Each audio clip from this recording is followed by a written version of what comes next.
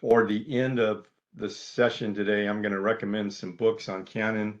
But Reagan just asked a couple of days ago if I stick to a book a week reading schedule like I demand you do.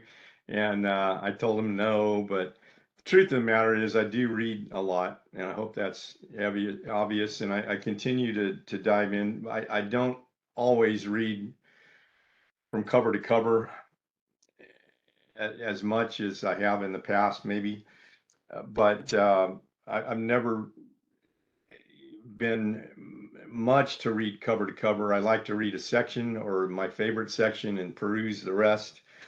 And however, I really have been reading a ton of books lately, but I just pick up here and there. And um, Question of Canon by Michael Kruger is one of them that I'll recommend a little bit later. And I'll talk about the differences in these. The other one is Canon Revisited, also by Michael Kruger. He is probably right now the world's leading expert on New Testament canon issues. I have an Old Testament canon book, Old Testament criticism, that I've been reading on a few months ago, and just looked at volume 2 of Everett Ferguson's Early Christians Speak. I think that maybe Reagan possibly has read volume 1 or looked at it maybe, but volume 2 has about 4 chapters that pertain to the canon. There's a canon of the Old Testament, a rule of faith chapter, a canon of the New Testament, Muratorian canon, which was a document toward the end of the second century that lists the New Testament books, and then Christians' attitude toward the idea of the covenant. He has a chapter on that, Old Testament covenant, New Testament covenant, and and he's got another chapter on spiritual gifts. So a lot of those issues dovetail with the whole canon thing. But I'm going to go ahead and bring the PowerPoint up. Mike Gallup, it's good to see you back. And I sent you an email about the gospel meeting we're going to have, and we want to ask you to speak. So check your emails or let me know maybe at the end of the class. Okay, so let me pull this up.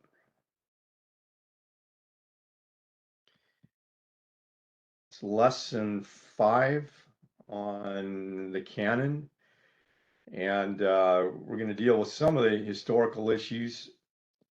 This is kind of a separate issue. It's not really entirely a church history issue, but we are going to look at it from the point of view of church history to a degree. And there are also some slides here that dovetail with some of the slides I do from one of the lessons on how we got the Bible, but I've modified it for this class and added some things, deleted some things.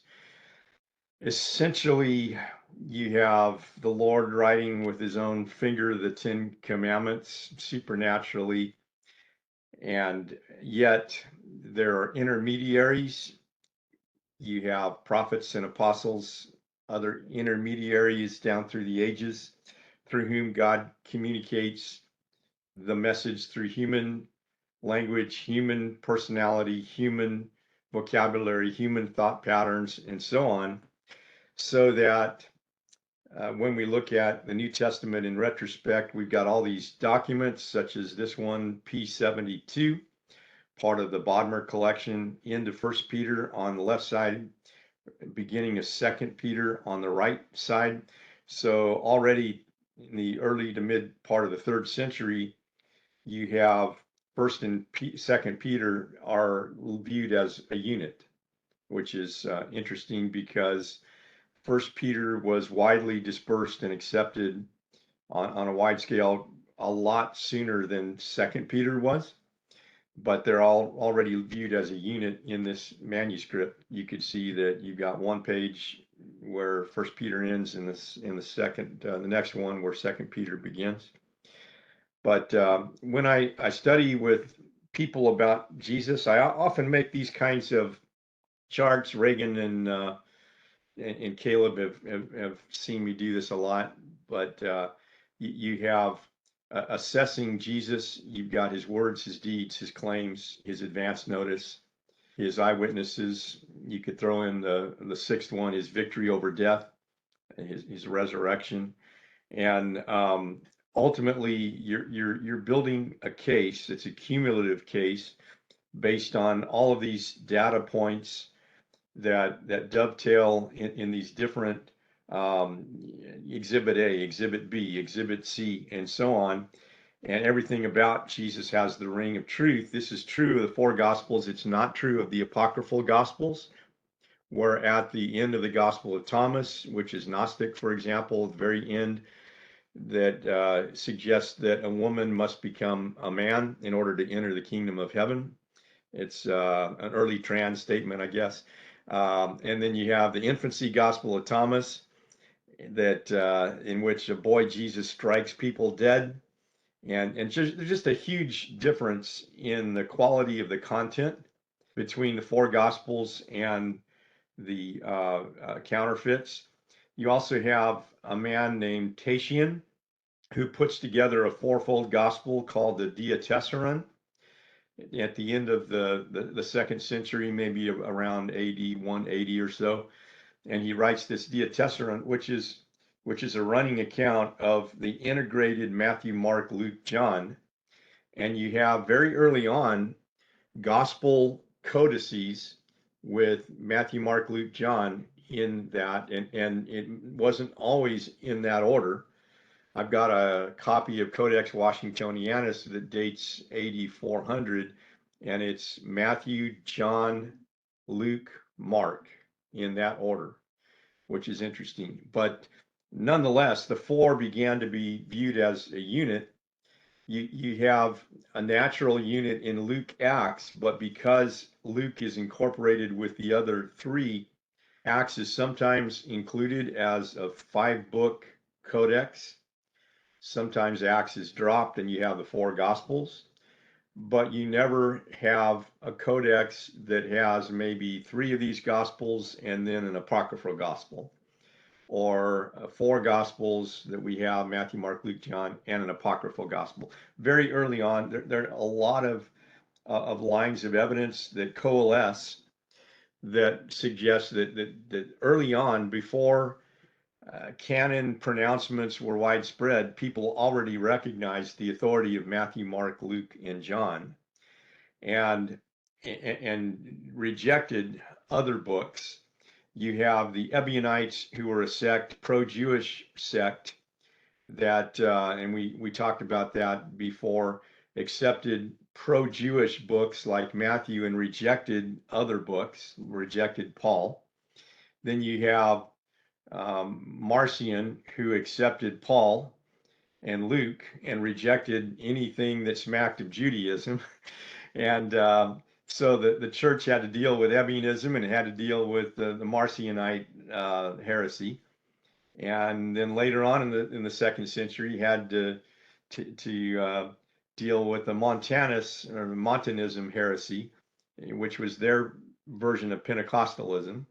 So they have to deal with that. And all those kinds of issues, even the Gnostics with their separate gospels, presented challenges. And there are some who would argue, because the first one on record to use the word canon in relationship to the accepted books of the Bible is Marcion, some who would suggest that any canon consideration is a kind of a reactive thing on the part of the mainstream Christians, that they were reacting to Marcion, so they had to come up with an alternative canon. I don't agree with that at all, but I would suggest that the presence of conflicting views, the fact that they were not in a conflict-free zone, forced Christians in the second century to accelerate this thought process in their minds and to put it into overdrive. So I have no doubt in my mind, absolutely no doubt, and there are a lot of data points that they had the beginnings of a fundamental understanding of what books constituted the New Testament. And very early on, 22 of the 27 books of the New Testament were widely recognized. And again, there are multiple streams of evidence that point in that direction. Everything except James, Jude, Second and Third John, and Second Peter. Once in a while, Revelation as well, but for the most part, 22 of the 27 books were widely known very early on, widely quoted, and differentiated from books that were not commonly respected as apostolic. And that was one of the litmus tests that was used. Is it apostolic or not? So, but the other thing that I would bring out, and this is really evident in Michael Kruger's books, the two books I just flashed a few minutes ago, and he brings out this point really well. And I hadn't really thought of it in so many terms, even though I've argued this way, but haven't defined it in my own thinking as well as he does until recently here. But most scholars who deal with the canon issue look back in the 4th or 5th century. They look at the Council of Hippo and the Council of Carthage in 393, 397. They look at the statement of Athanasius in 367, in which all the 27 books of the New Testament are outlined, and they say, okay, there, it was nailed down the end of the 4th century. And they look backward in time to the 3rd century, 2nd century, 1st century, as if a canon didn't exist. And the problem with that is basically that it's an extrinsic view that automatically assumes that it wasn't until official pronouncements are made that we still have in evidence that were not lost to history, that the canon finally was decided all of a sudden at the end of the 4th century, and that previous to that, you have this big blank occurring, and no one even thought about this issue. And that's an absolute fallacy. And it assumes, as an extrinsic sort of a thing, external forces were in play that validated the truth of the New Testament and the process of the transmission of that truth. So, and most discussions of the canon work from the late 4th century backward, and they assume this extrinsic view of things, that the accepted books were validated centuries later by an external entity. The one problem with that is that whatever entity validates the books assumes a sort of authority that is higher than the books that it validates.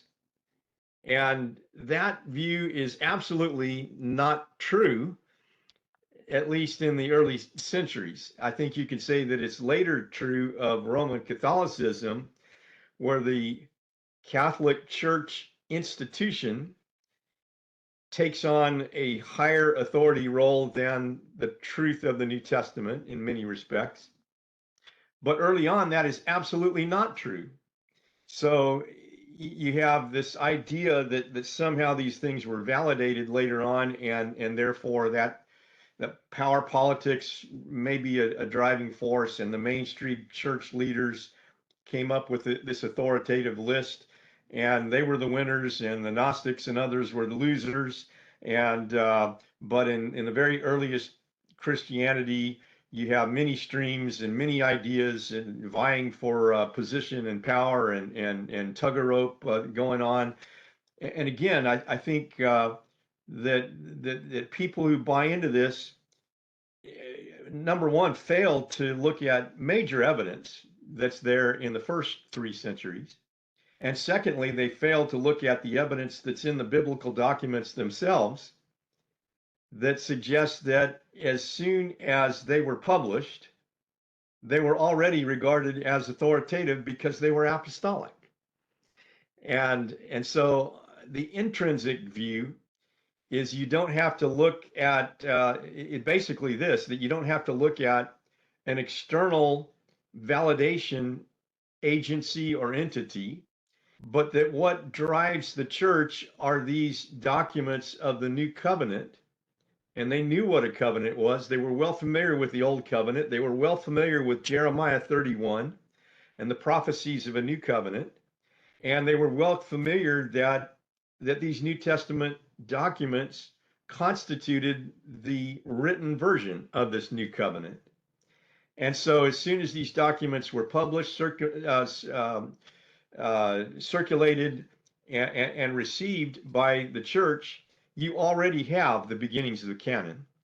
And then it's closed when the final apostolic book comes off the presses at the end of the first century.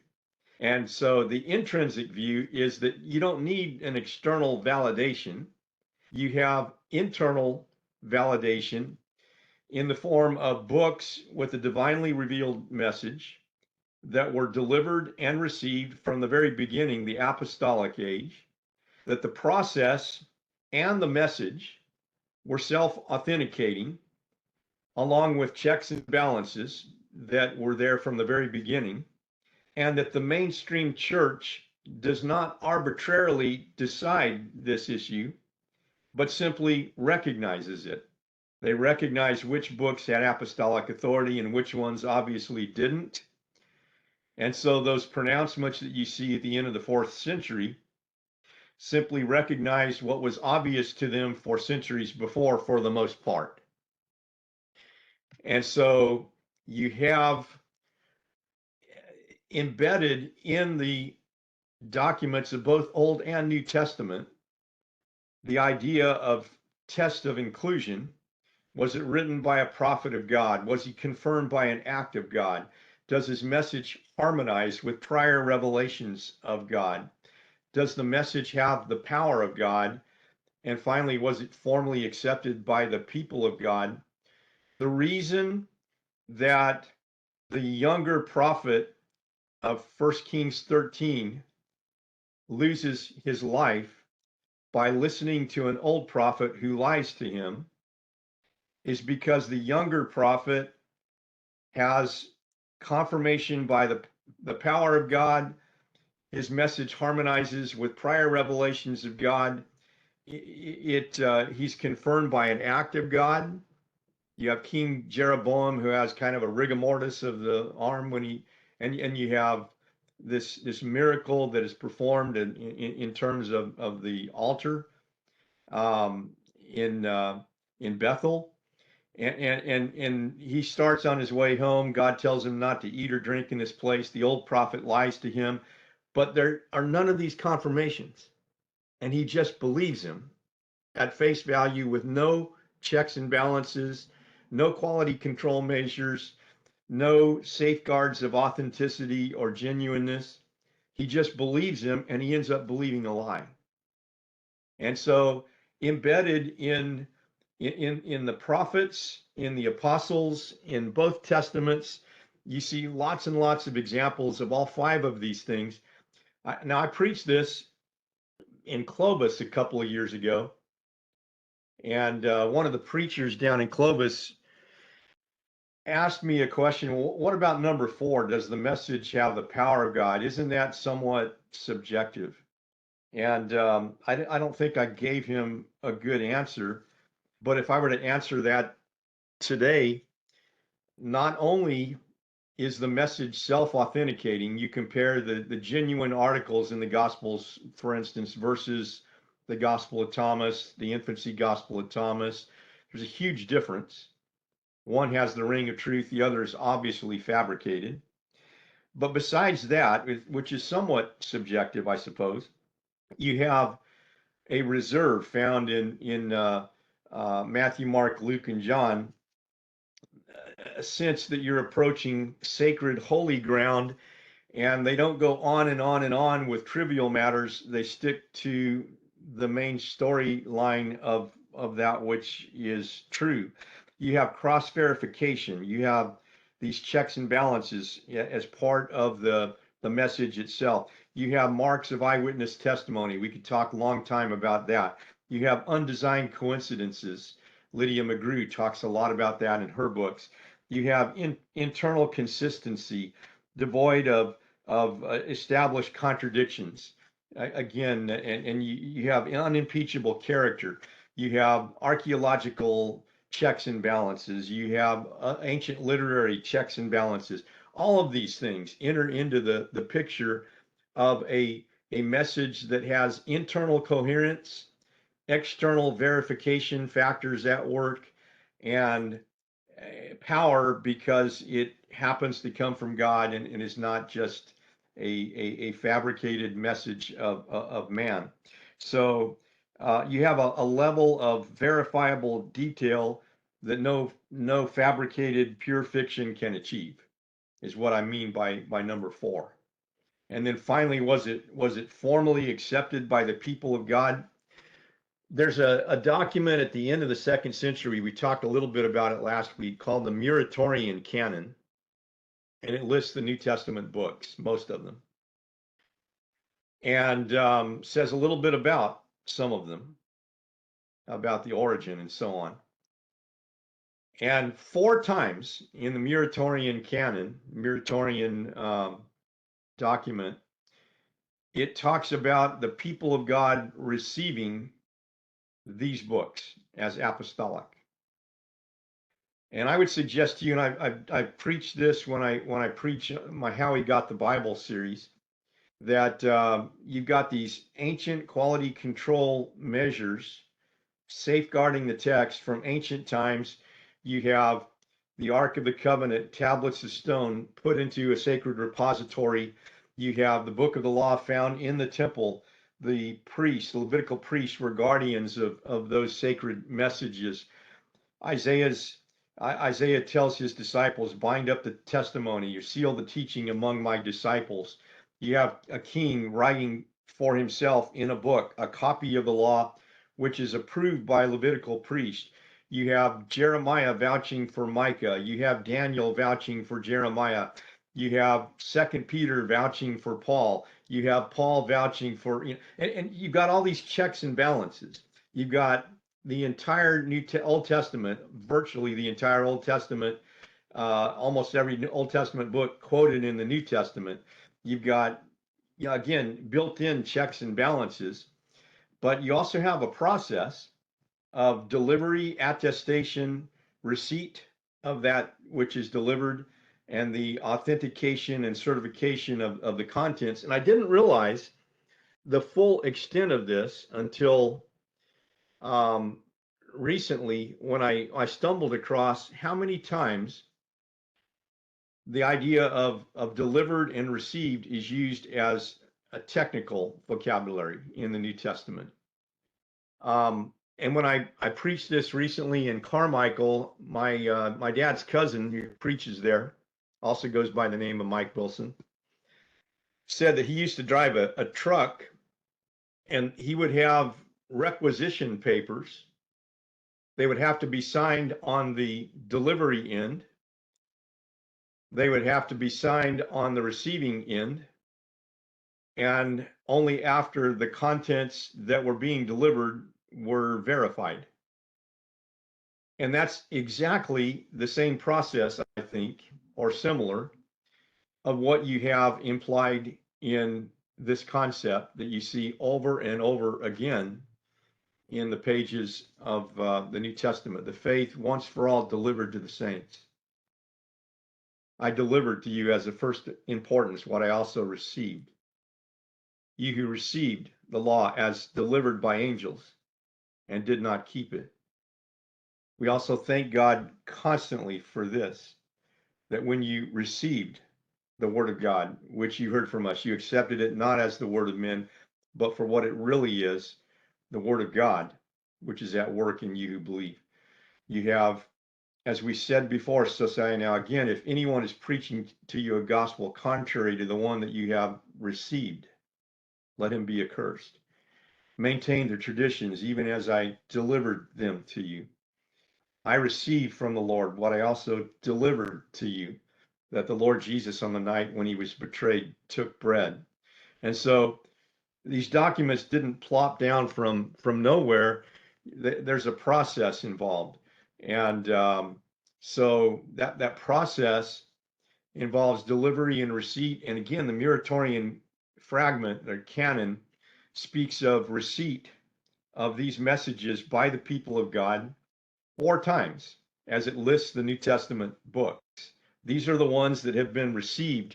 These are the books that have received by the people of God. And that's New Testament technical terminology of the first generation of Christians receiving this message, putting it into repository, as it were, copying it, publishing it, getting it out.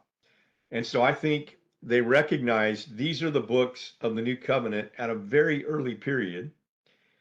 I had Caleb and Reagan read Polycarp, a document written no later than around AD 120, and he quotes books of much of the New Testament. So he had access to much of what we would call the New Testament, if not all of it.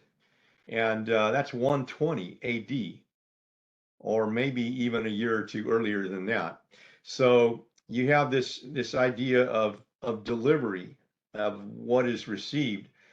And they didn't have a postal system. The Roman Empire had a postal system only for government purposes.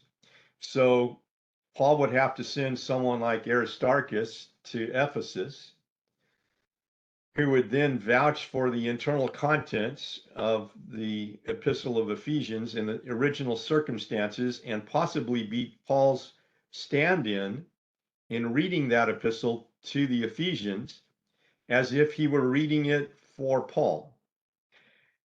You have that verification of the original circumstances, that if you have further questions about how I am doing, Tychicus will fill in the details of all of that. So that was an extra safeguard that the person who left the delivery end would be there on the receiving end and verify the process from start to finish. You would have public reading to the original recipients, that is commanded, and then you would have follow-up visits, as John mentions, or Paul puts his written material on par with his oral material.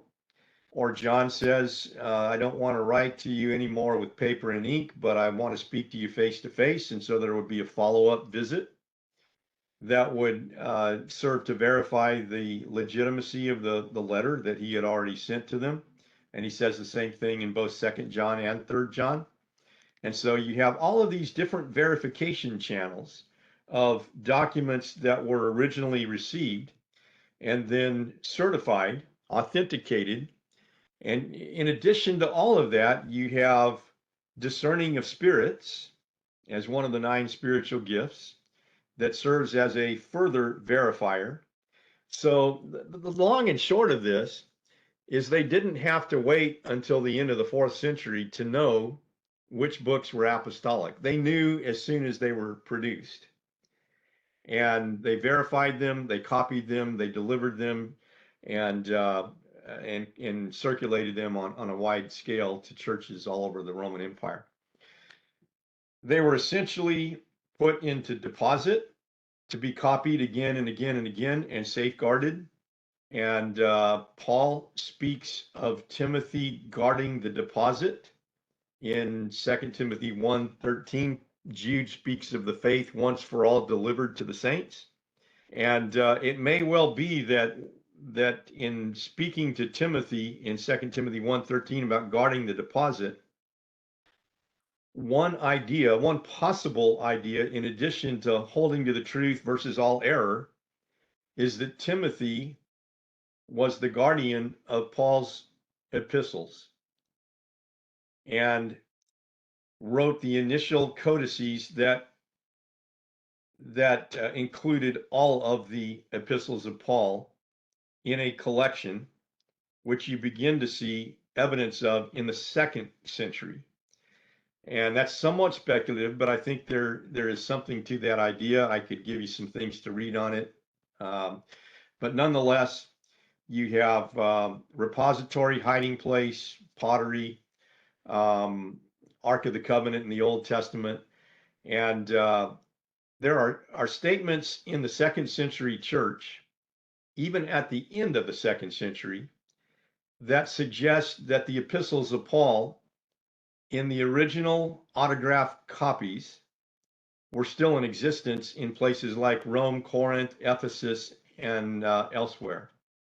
And scholars have been dismissive of that until the Dead Sea Scrolls were found that represented 200 plus years and up of the age of some of those documents before they were put into the scrolls and evidently still in use when they were tucked away in those Qumran caves, or the average age of a literary document found in the garbage heaps outside of Oxyrhynchus, Egypt, was 150 years of age. That's the average before they were thrown away.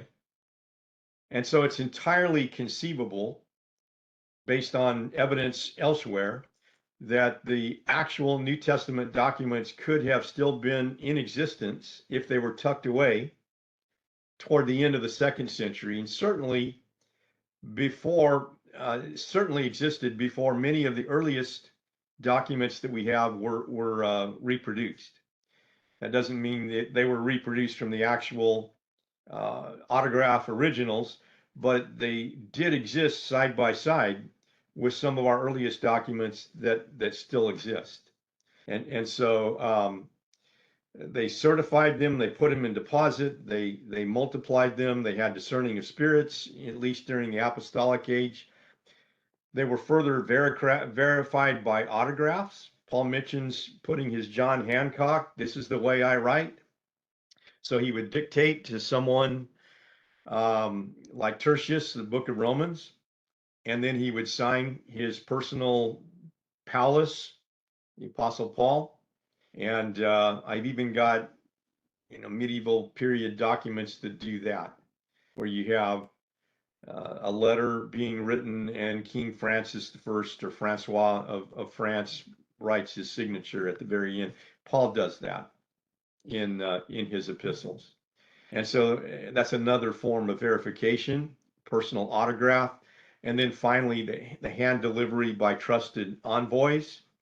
And then it's the recipients were commanded to circulate them, to reproduce them, to copy them for other churches, as was the case with Laodicea and Colossae. And Laodicea may very well be our book of Ephesians. That's a different discussion. I won't enter there right now. But Peter mentions the epistles of Paul in 2 Peter 3. And if Peter's writing this before he dies, sometime around AD 65, 66, and he speaks of the epistles of Paul in the plural, as if they are a corpus or a collection, then you have to have very early copying and reproduction on a wide scale to get this message out so that recipients would readily identify with what the epistles of Paul were over a wide area of that region that would be the original recipient region of 2 Peter. So long story short, very early on, you have these documents. They were held in high esteem, put in safekeeping, and but you have individual books. One of the books I'm currently reading, the electronic version of, and I'll flash it up toward the end, is the canon of the Old Testament. There's evidence early on that you have 3 sections of the Old Testament, and that's reflected in the Hebrew word Tanakh. Tanakh is basically taking the letters of Torah, and you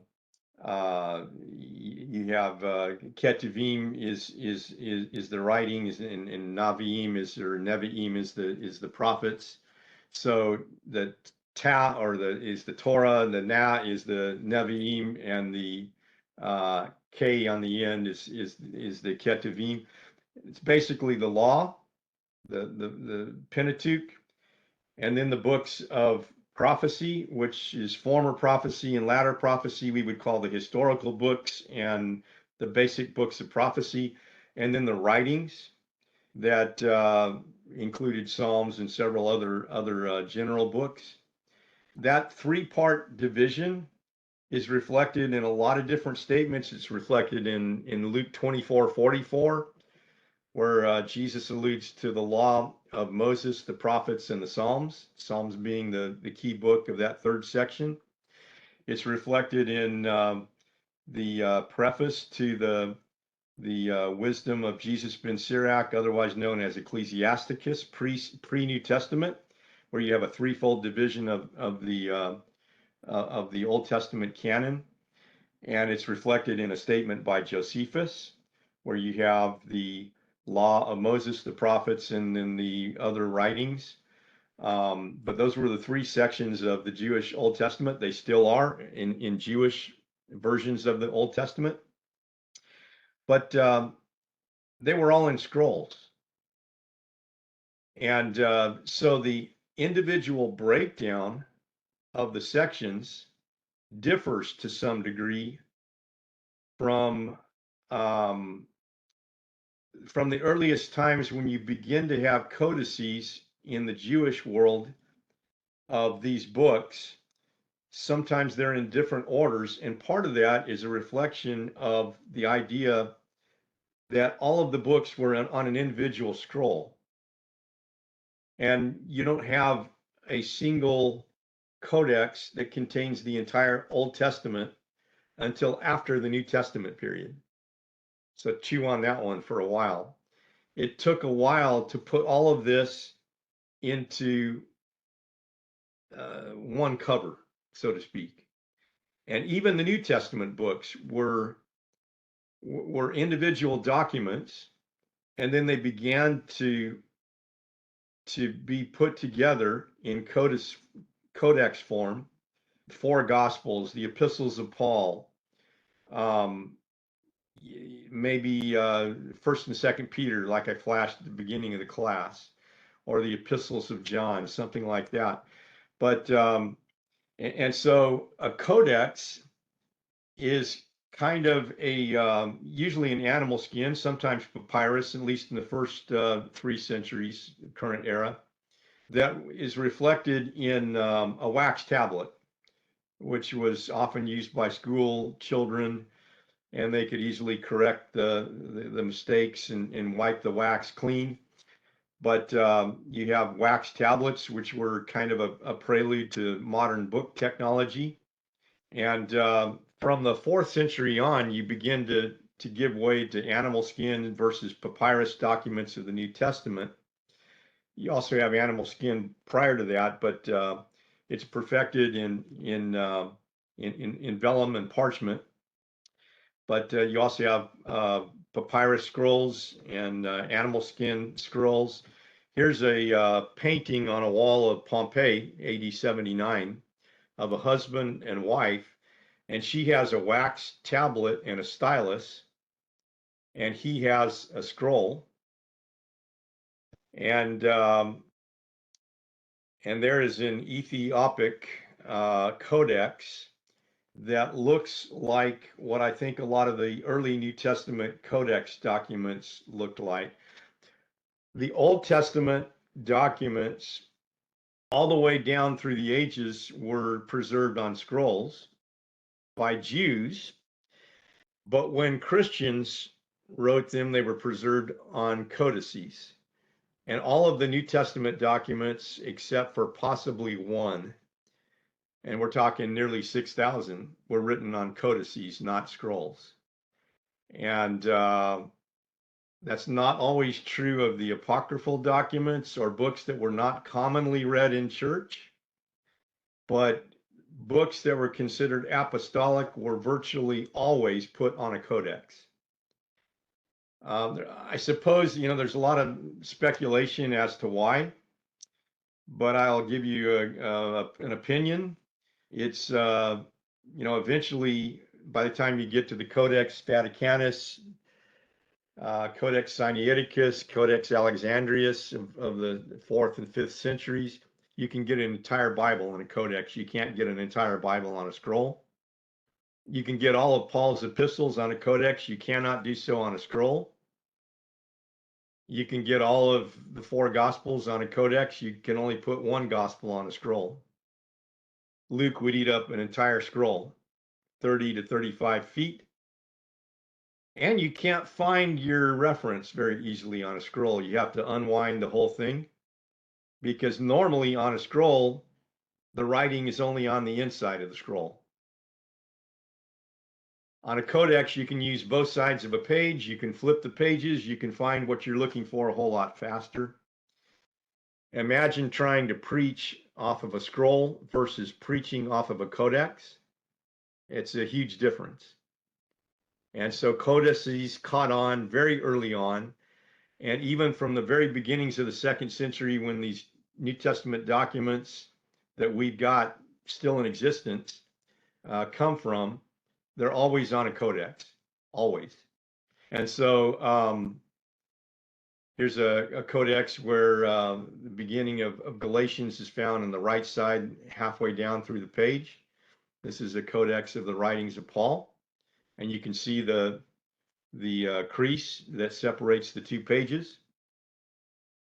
There's the Codex Washingtonianus, which is the oldest document in the United States that has all four Gospels.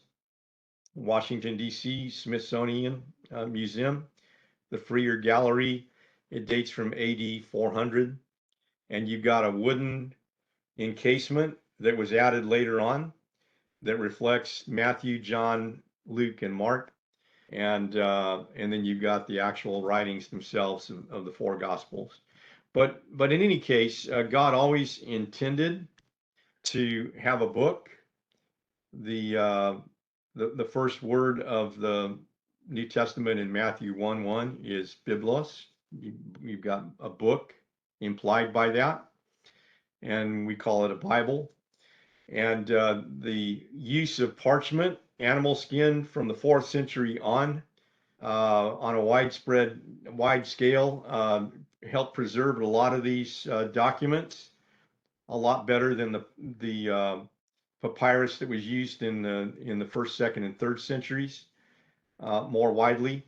You have collections of Old Testament books, and there's some fundamental differences between when a Christian writes an Old Testament book and when a Jew writes an Old Testament book. I can go into that if you want.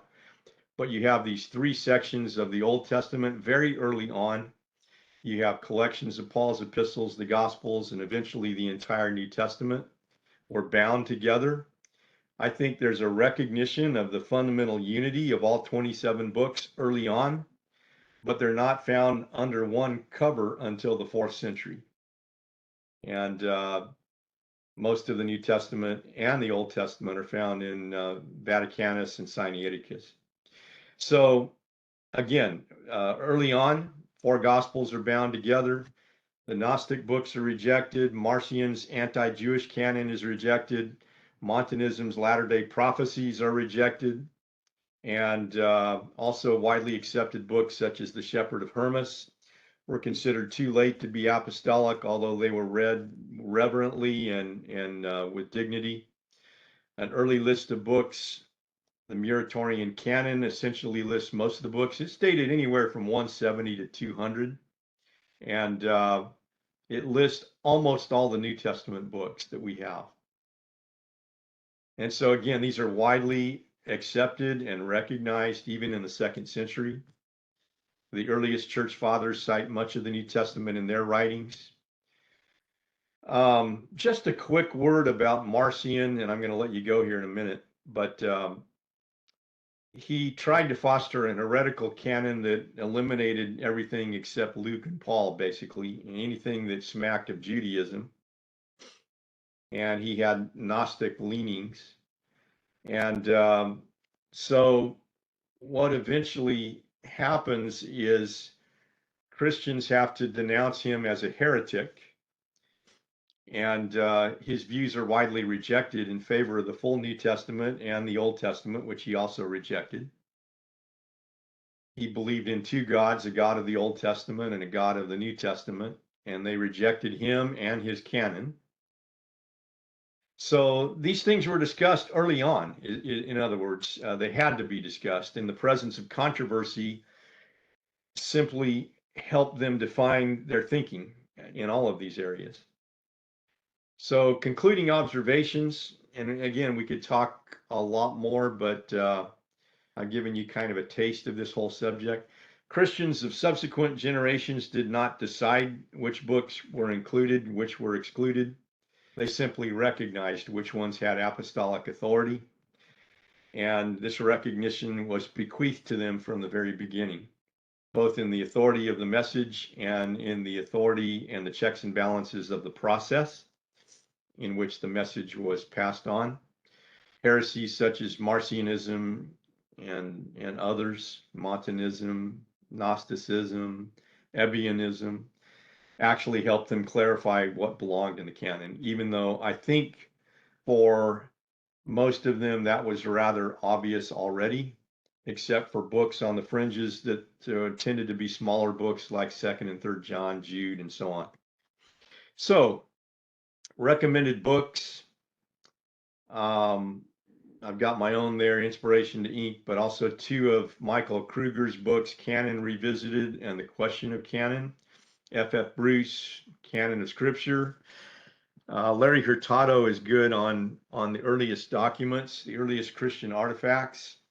And a book I'm now reading, the electronic version, although it's very expensive.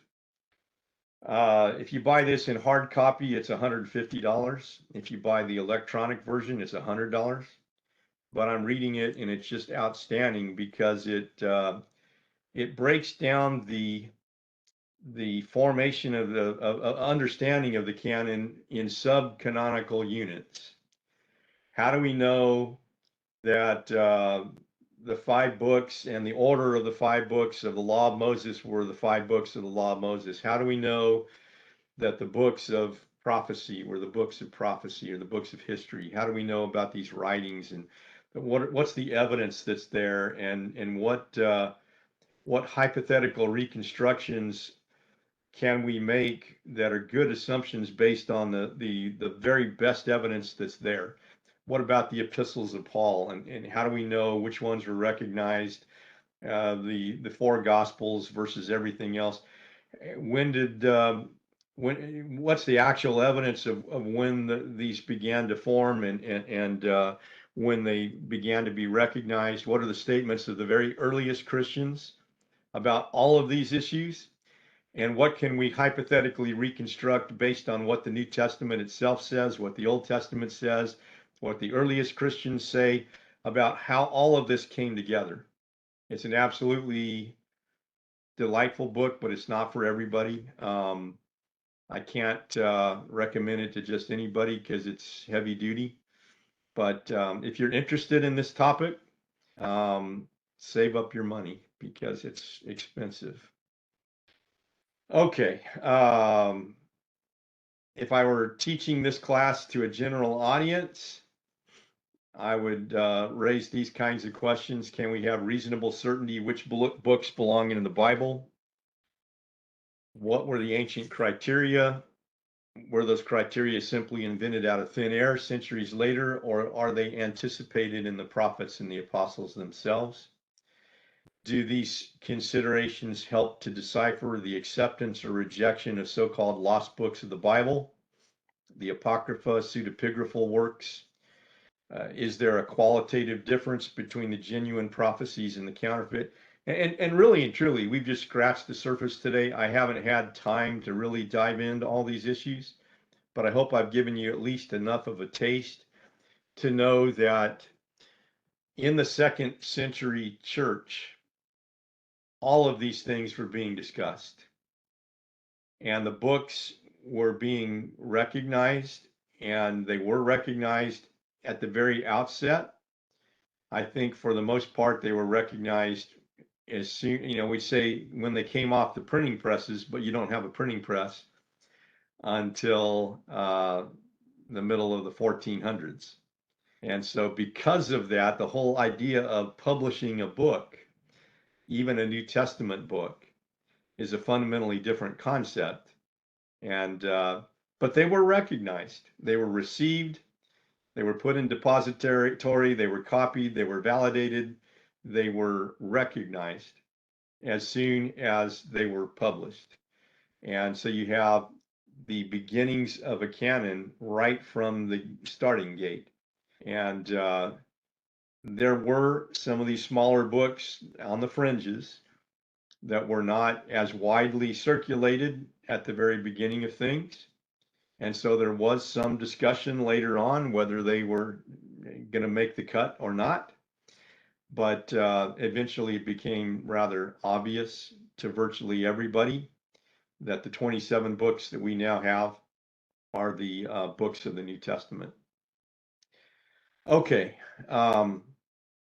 At the risk of making this longer than maybe it needs to be, are there questions or comments anyone has about some of these issues? And it may be that I would simply point you to a book rather than try to answer in a minute or less. But questions about any of this? If someone were to ask you, why do we have the books that we have? At least I've given you some of my short answers to that. And I can do a deeper dive in it, but I really believe in being a big picture guy, and showing people the big picture, and then if they need more detail, then going for that deeper dive. But we have to help people see the big picture of things, and hopefully a few of those charts at the beginning of the class today showed you the most important issues there of how these differentiations were made. Questions, comments? Okay, I'll let you go. Have a good rest of your afternoon. And I'm going to press the record button. Mike, Alop, stay on for just a second. Let me chat with you.